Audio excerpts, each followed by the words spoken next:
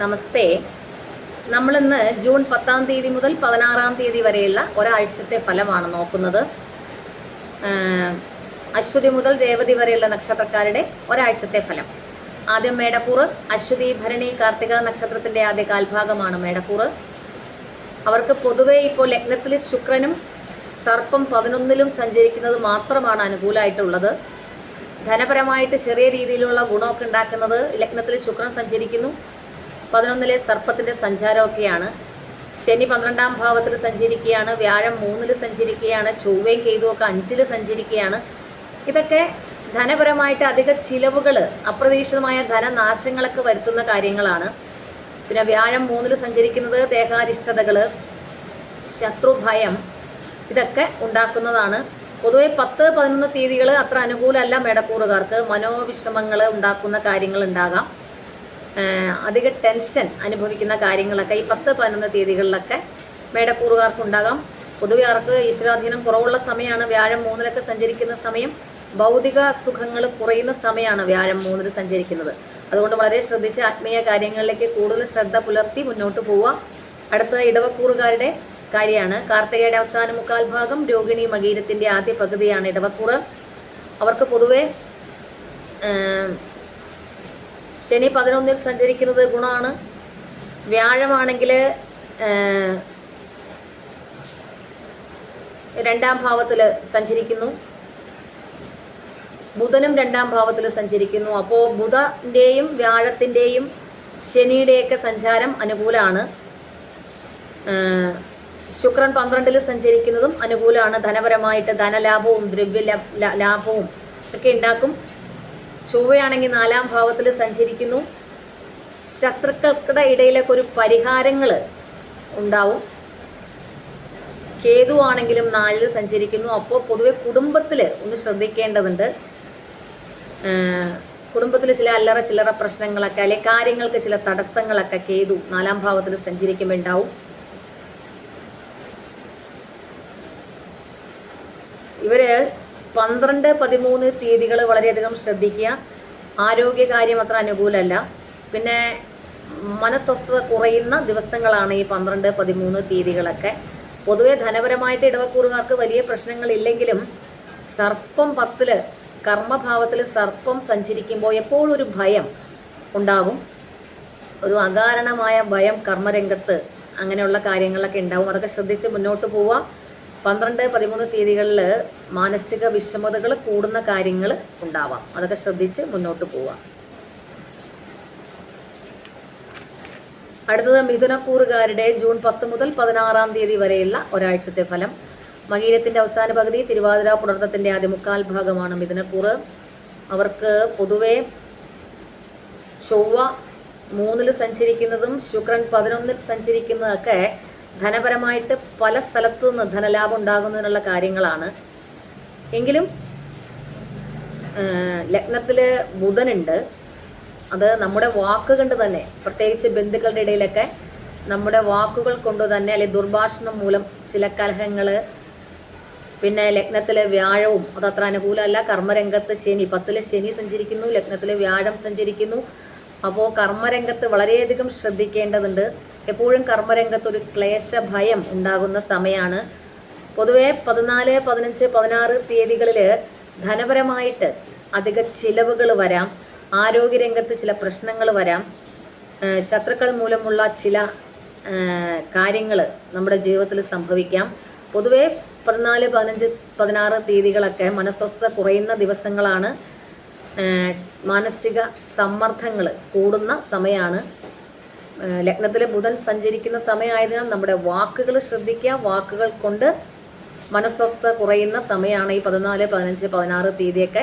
അപ്പം മിഥുനക്കൂറുകാർ വളരെയധികം ശ്രദ്ധിച്ച് മുന്നോട്ട് പോവുക. അടുത്ത കർക്കിടക്കൂറുകാരുടെ അടുത്ത ഒരാഴ്ചത്തെ ഫലം.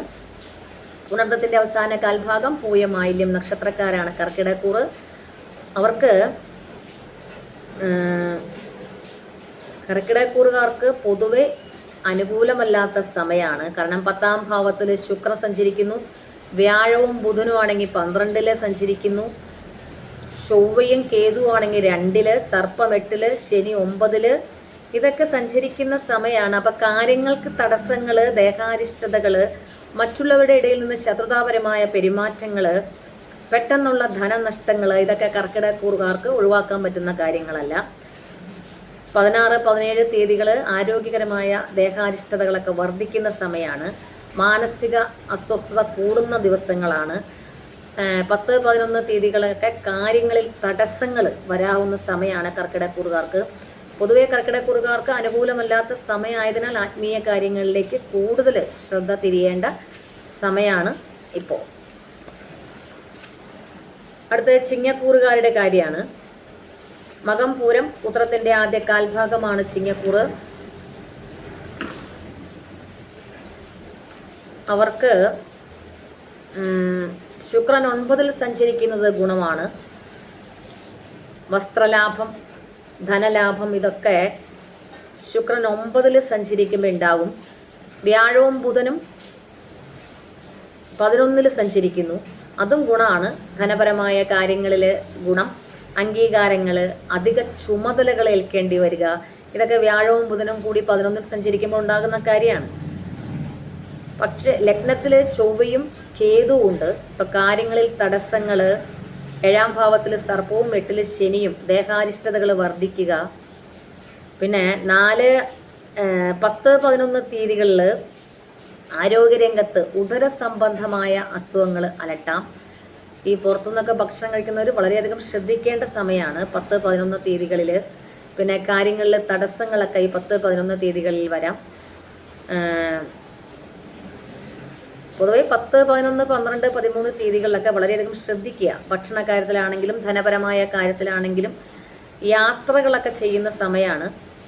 അപ്പോൾ ധനപരമായിട്ട് ചിലവുകൾ വരാം. എങ്കിലും ഗുണം, ശുക്രൻ 9-ൽ ഭാഗ്യഭാവത്തിൽ ശുക്രൻ സഞ്ചരിക്കുന്നുണ്ട്, 11-ൽ വ്യാഴവും ബുധനും കൂടി സഞ്ചരിക്കുന്നുണ്ട്. ഇതൊക്കെ ഗുണം ചെയ്യുന്ന കാര്യങ്ങളാണ്. എങ്കിലും ഈ 10, 11, 12, 13 ഒക്കെ കുറച്ച് ആരോഗ്യപരമായ പ്രശ്നങ്ങൾ ചിങ്ങക്കൂറുകാർക്ക് നേരിടാം. ദേഹാരിഷ്ടതകൾ, 8-ൽ ശനിയും കൂടിയാണ്. അപ്പോൾ ഈ തീയതികളൊക്കെ ഒന്ന് വളരെയധികം ശ്രദ്ധിച്ച്, പുറത്തു നിന്നൊക്കെ ഭക്ഷണം കഴിക്കുന്നവരൊക്കെ ശ്രദ്ധിച്ച് മുന്നോട്ട് പോവുക. അടുത്ത കന്യക്കൂറുകാരുടെ ജൂൺ 10 മുതൽ 16-ാം തീയതി വരെയുള്ള ഒരാഴ്ചത്തെ ഫലം. ഉത്രത്തിന്റെ അവസാന 1/4 ഭാഗം, അത്തം, ചിത്തിരയുടെ ആദ്യ പകുതിയാണ് കന്യക്കൂറ്. അവർക്ക് ശുക്രൻ 8-ാം ഭാവത്തിൽ സഞ്ചരിക്കുമ്പോൾ കുറച്ച് ശാഠ്യപ്രകൃതവും അഹങ്കാരവും ഒക്കെ വർദ്ധിക്കുന്ന സമയമാണ്. എങ്കിലും ധനപരമായിട്ട് ശുക്രൻ 8-ൽ സഞ്ചരിക്കുമ്പോൾ ഗുണമാണ്. ധനപരമായിട്ട് ശുക്രൻ്റെ 8-ലെ സഞ്ചാരം ഗുണം ചെയ്യും. എങ്കിലും വ്യാഴവും ബുധനും 10-ൽ സഞ്ചരിക്കുന്നു. ഈ വ്യാഴം 10-ൽ സഞ്ചരിക്കുന്നത് അത്ര അനുകൂലമല്ല. സുഖപരമായ കാര്യങ്ങൾക്ക് തടസ്സങ്ങൾ ഉണ്ടാക്കുന്ന കാര്യമാണ് വ്യാഴം 10-ൽ. ബുധൻ 10-ൽ സഞ്ചരിക്കുന്നത് നല്ലതുമാണ്. ചൊവ്വ 12-ൽ എപ്പോഴും ഒരു ആരോഗ്യ കാര്യത്തിൽ ആശങ്ക ഉണ്ടാകുന്ന സമയമാണ്. സർപ്പം 6-ൽ ധനപരമായിട്ട് ഗുണമാണ്. അപ്പോൾ സർപ്പത്തിൻ്റെ 6-ലെ സഞ്ചാരവും ശുക്രൻ്റെ 8-ലെ സഞ്ചാരവും ധനപരമായിട്ട് ചെറിയ രീതിയിലുള്ള ഗുണങ്ങളൊക്കെ കന്യക്കൂറുകാർക്ക് നൽകും. എങ്കിലും ശനി 7-ലാണ്. ദാമ്പത്യ ജീവിതത്തിൽ അനുകൂലമല്ല, പങ്കാളിക്ക് അത്ര തന്നെ അനുകൂലമല്ല. നമ്മുടെ പൂർവ്വ ജന്മവുമായിട്ട് ബന്ധപ്പെട്ടുള്ള ദോഷങ്ങൾ ഒക്കെ വരാവുന്ന സമയമാണ്. അതുകൊണ്ട് കൂടുതൽ ആത്മീയ കാര്യങ്ങളിലേക്ക് ശ്രദ്ധ ചെലുത്തി നാമജപാതി കാര്യങ്ങളിലേക്ക് കൂടുതൽ ശ്രദ്ധ ചെലുത്തേണ്ട സമയമാണ്. ഇവർക്ക്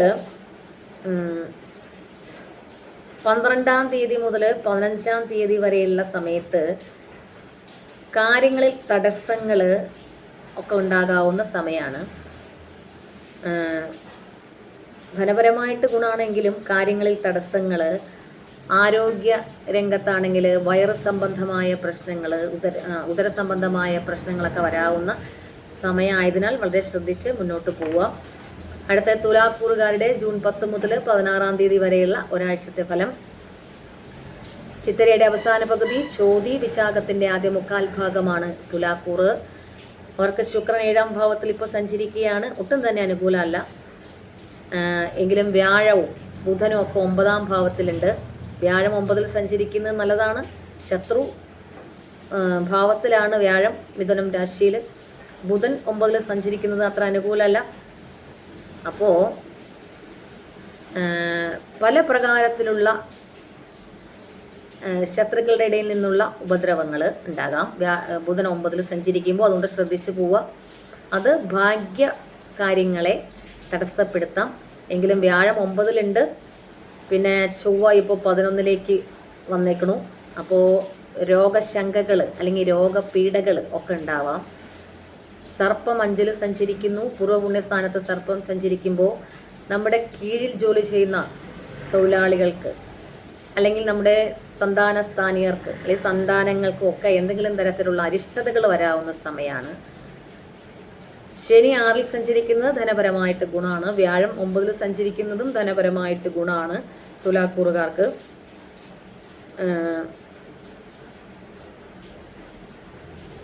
10-11 തീയതികളിൽ ഇവർക്ക് ധനപരമായിട്ട് അധിക ചിലവുകൾ വരാം. വൈറസ് സംബന്ധമായ അസുഖങ്ങൾ 14-15 തീയതികളിൽ വരാം. അപ്പോൾ പുറത്തുനിന്നൊക്കെ ഭക്ഷണം കഴിക്കുന്നവർ ശ്രദ്ധിക്കുക. പിന്നെ കാര്യ തടസ്സങ്ങൾ ഈ 14-15 തീയതികളിലൊക്കെ വരാം. അതൊക്കെ ശ്രദ്ധിച്ച് തുലാക്കൂറുകാർ മുന്നോട്ട് പോവുക.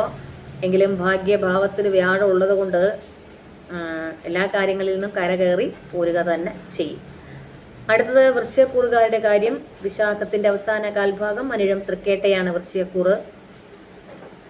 അവർക്ക് ആകെയുള്ള കാര്യം ബുധൻ 8-ൽ സഞ്ചരിക്കുന്നു എന്നുള്ളതാണ്. ബുധൻ്റെ 8-ലുള്ള സഞ്ചാരം ധനപരമായിട്ട് ചെറിയ ഗുണമൊക്കെ ചെയ്യും. ശുക്രൻ 6-ൽ സഞ്ചരിക്കുന്നത് ഗുണമല്ല, ശത്രു പീഡകൾ ഉണ്ടാവും. വ്യാഴം 8-ലാണ് സഞ്ചരിക്കുന്നത്, ഈശ്വരാധീന കുറവുള്ള സമയമാണ്. 10-ൽ കേതുവും ചൊവ്വയുമുണ്ട്, മനോവ്യസനങ്ങൾ ഉണ്ടാക്കുന്ന കാര്യങ്ങൾ ഉണ്ടാവും. സർപ്പം കുടുംബഭാവത്തിൽ സഞ്ചരിക്കുന്നു, കുടുംബത്തിൽ നിന്ന് തന്നെ ശത്രുക്കളുടെ ഉപദ്രവങ്ങൾ ഉണ്ടാവാം. അല്ലെങ്കിൽ മനസ്സിനെ വിഷമിപ്പിക്കുന്ന തരത്തിലുള്ള വാക് പ്രയോഗങ്ങൾ കുടുംബത്തിൽ നിന്ന് തന്നെ ഉണ്ടാവാം. അതൊക്കെ ശ്രദ്ധിച്ച് മുന്നോട്ട് പോവുക. 5-ൽ ശനിയാണ്. പൂർവ്വപുണ്യസ്ഥാനത്ത് ശനി സഞ്ചരിക്കുന്നു. സന്താനങ്ങൾക്ക് വേണ്ടിയിട്ട് അധിക ചിലവുകൾ വരാം. സന്താനങ്ങളുടെ ഇടയിൽ നിന്ന് ചില ശത്രുതാപരമായ കാര്യങ്ങൾ ഉണ്ടാവാം. അതൊക്കെ ശ്രദ്ധിച്ച് മുന്നോട്ട് പോവുക. 10-11 തീയതികളിൽ ഇവർക്ക് ഗുണമാണ്. വസ്ത്രലാഭം, ദ്രവ്യലാഭം ഇതൊക്കെ ഉണ്ടാകാവുന്ന സമയമാണ്. 12-13 തീയതികളിൽ ധനപരമായിട്ട് അധിക ചിലവുകൾ, ധനനാശം വരാവുന്ന സമയമാണ്. 16-ാം തീയതി 15 ഉച്ച മുതൽ 16-ാം തീയതി വരെയുള്ള കാര്യങ്ങളിൽ ഉദര സംബന്ധമായ അസുഖങ്ങൾ അലട്ടാം. ഇനി അടുത്ത ധനുക്കൂറുകാരുടെ അടുത്ത ഒരാഴ്ചത്തെ ഫലം. ജൂൺ 10 മുതൽ 16-ാം തീയതി വരെയുള്ള ഒരാഴ്ചത്തെ ഫലം. ശുക്രൻ 5-ാം ഭാവത്തിൽ സഞ്ചരിക്കുന്നു, ഗുണമാണ്. മൂലം പൂരാടം ഉത്രാടത്തിൻ്റെ ആദ്യ കാൽഭാഗമാണ് ധനുക്കൂറ്. ശുക്രൻ 5-ാം ഭാവത്തിൽ സഞ്ചരിക്കുന്നു, ഗുണമാണ്. സന്താന ലാഭം, സന്താനങ്ങളുടെ ഇടയിൽ നിന്നുള്ള അംഗീകാരങ്ങൾ അല്ലെങ്കിൽ സന്താന സഹായങ്ങൾ ഒക്കെ ലഭിക്കാവുന്ന സമയമാണ്.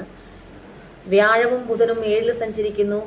അതും ബുധൻ 7-ൽ സഞ്ചരിക്കുന്നത് അത്ര ഗുണമല്ല, ദോഷമാണ്. ശാരീരിക മാനസിക ബുദ്ധിമുട്ടുകൾ ബുധൻ 7-ൽ സഞ്ചരിക്കുമ്പോൾ ഉണ്ടാവും. വ്യാഴം 7-ൽ സഞ്ചരിക്കുന്നത് നിവർത്തി സ്ഥാനത്ത് വ്യാഴം സഞ്ചരിക്കുന്നത് നല്ലതാണ്. പിന്നെ 9-ാം ഭാവത്തിൽ ചൊവ്വയും കേതുവും, ഭാഗ്യസ്ഥാനത്ത് ചൊവ്വയും കേതുവും സഞ്ചരിക്കുമ്പോൾ രോഗാദി ദുരിതങ്ങൾ വിട്ടൊഴിയുന്നില്ല. പിതൃദുരിതങ്ങൾ, പിതൃഭാവം അനുകൂലമല്ല, അവരുമായിട്ട് കലഹങ്ങൾ ഇതൊക്കെ ഉണ്ടാകാവുന്ന സമയം. സർപ്പം 3-ൽ സഞ്ചരിക്കുന്നത് ധനപരമായിട്ട് ഗുണമാണ്. ശനി 4-ൽ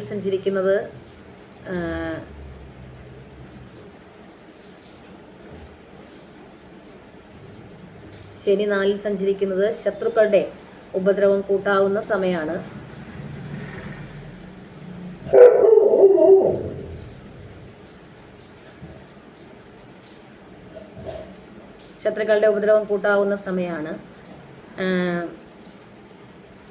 പൊതുവെ 10-11 തീയതികൾ അവർക്ക് അത്ര അനുകൂലമല്ല. മാനസിക വിഷമതകളൊക്കെ അനുഭവിക്കേണ്ടി വരുന്ന സമയമാണ്.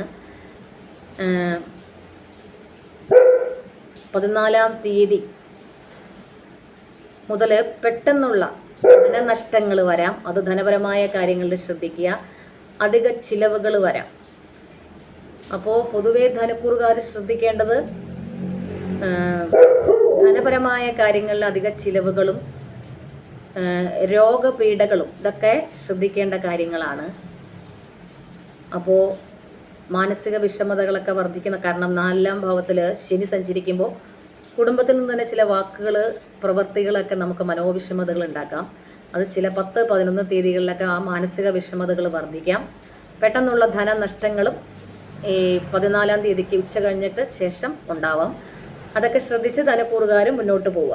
അടുത്ത് മകരക്കൂറുകാരുടെ 10-ാം തീയതി മുതൽ 16-ാം തീയതി വരെയുള്ള ഒരാഴ്ചത്തെ ഫലം.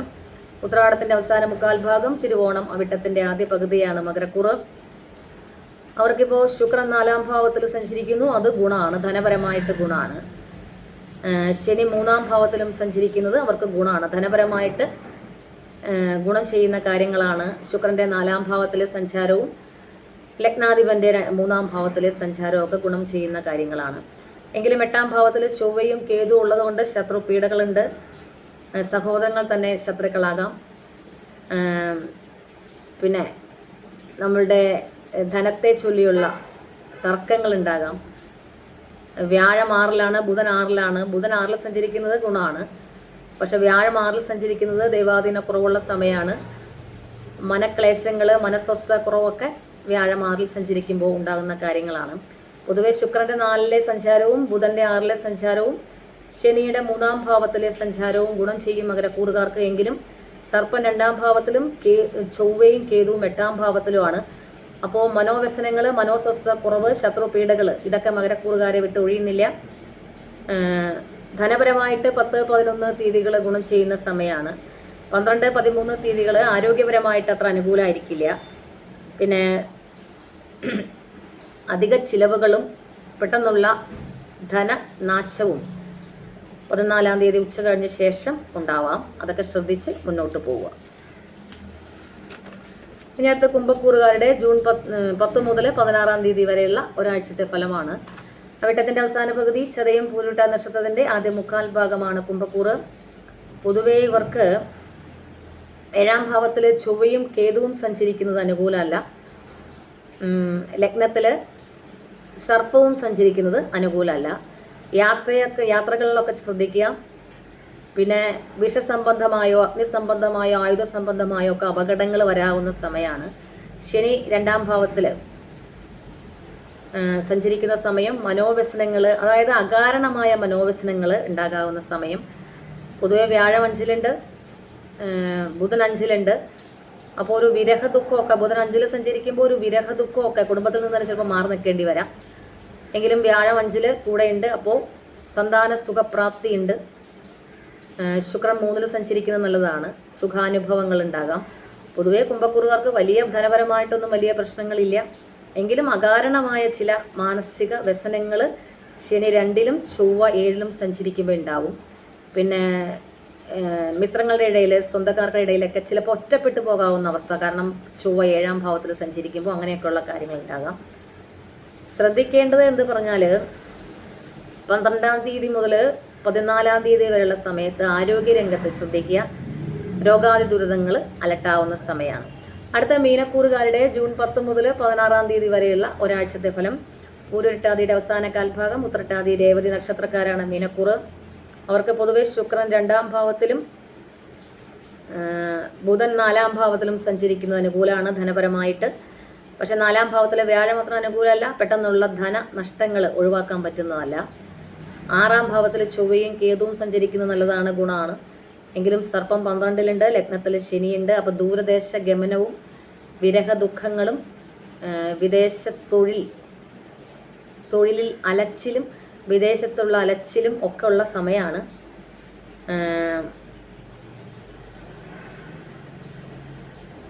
12-ാം തീയതി മുതലുള്ള സമയത്ത് രോഗാതി ദുരിതങ്ങൾ അലട്ടാവുന്ന സമയം കൂടിയാണ് മീനക്കൂറുകാർക്ക്. പൊതുവെ വാതരോഗങ്ങൾ, ശ്വാസം മുട്ട് പോലെയുള്ള രോഗങ്ങൾ, ഉദര സംബന്ധമായ രോഗങ്ങളൊക്കെ അലട്ടാവുന്ന സമയമാണ്. അതുകൊണ്ട് ആത്മീയ കാര്യങ്ങളിലേക്ക് മീനക്കൂറുകാരൊക്കെ വളരെയധികം ശ്രദ്ധിച്ച് മുന്നോട്ട് പോവുക. ആത്മീയ കാര്യങ്ങളിലേക്ക് കൂടുതൽ തിരിയുക. അനുകൂലമായ സമയമല്ല,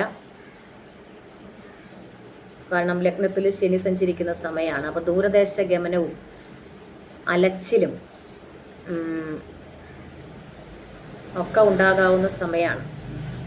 സർപ്പമാണെങ്കിൽ 12-ലും, അപ്പോൾ വിഫലമാകുന്ന പ്രയത്നങ്ങളും ഒക്കെ ഉണ്ടാകാവുന്ന സമയമാണ്. അതുകൊണ്ട് ആത്മീയ കാര്യങ്ങളിലേക്ക്, അതായത് നാമജപാദികളിലേക്ക് കൂടുതൽ സമയം ചിലവഴിച്ച് മുന്നോട്ട് പോവുക.